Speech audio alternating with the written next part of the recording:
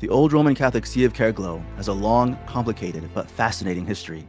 It began in the 17th century in the Archdiocese of Utrecht, when the Pope mandated that the clergy of Utrecht agree that the heretical propositions of what is known as Jansenism be attributed directly to Cornelius Jansen.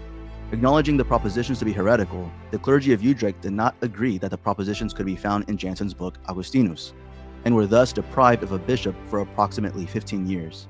The Archdiocese of Utrecht had been granted the unique privilege by the Holy See that their cathedral chapter elect their ordinary when their see became vacant, but the Pope refused to confirm their election. In 1739, Dominique Marie Varlet, Roman Catholic titular bishop of Ascalon, consecrated Peter John Meindarts to fill the vacant see of Utrecht without papal mandate. The Archdiocese of Utrecht continued their apostolic succession without papal mandate due to the original conflict with the Holy See. Blessed Pius IX eventually suppressed the Archdiocese of Utrecht and erected a new Archdiocese of Utrecht, and thus the label Old Catholic and Old Roman Catholic began to be used to designate the original hierarchical lineage of Utrecht from the new hierarchy established by Pius IX. After Pope Leo XIII declared the holy orders of the Church of England to be invalid, a Catholic priest by the name of Arnold Harris Matthew saw an opportunity to help Anglo-Catholics return to the true faith. In 1908, Matthew was consecrated by Archbishop Gerard Goll of the Old Catholics in Utrecht and sent to England for this apostolate. In 1910, Matthew declared himself independent of the Old Catholics due to their subsequent apostasy and fall to modernism, and distinguished himself from the Old Catholics by the title Old Roman Catholic.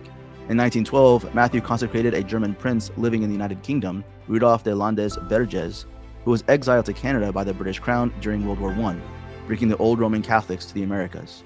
Through his apostolate, the Old Roman Catholics served many of the European immigrants that were flooding the United States during this era, for whom the Catholic Church was not able to provide a priest who spoke their native language.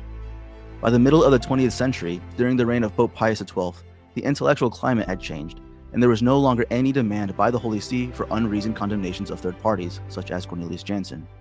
Jansenism had long been reduced to a footnote in the history books, and post-war Rome seemed to have lost interest in perpetuating the theoretical conflict that caused it to originate the separation in the 17th century.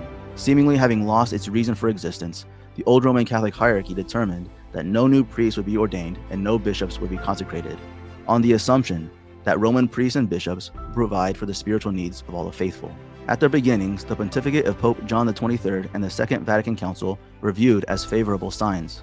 Regrettably, however, Vatican II and its post-conciliar developments were a serious disappointment to all of those Catholics concerned with preserving the deposit of faith and morals given to St. Peter and the Apostles by our Lord. The greatest tragedy was the disruption of the holy sacrifice of the Mass and the other sacraments. To this end, Archbishop Gerard Shelley, head of the Old Roman Catholic See of Caer-Glow, together with his priests and bishops, approved a new constitution to renew the Old Roman Catholic See of Caer-Glow and allow it to receive this contemporary mission. This constitution, ratified in 1976 and subsequently amended, reaffirms our acceptance of traditional Catholic doctrine, morals, and worship. Through it, we acknowledge the primacy and infallibility of the Holy Father, while providing for the faithful who wish to maintain the traditions of the one holy Catholic and Apostolic Church. This mission is as much alive today as it was then.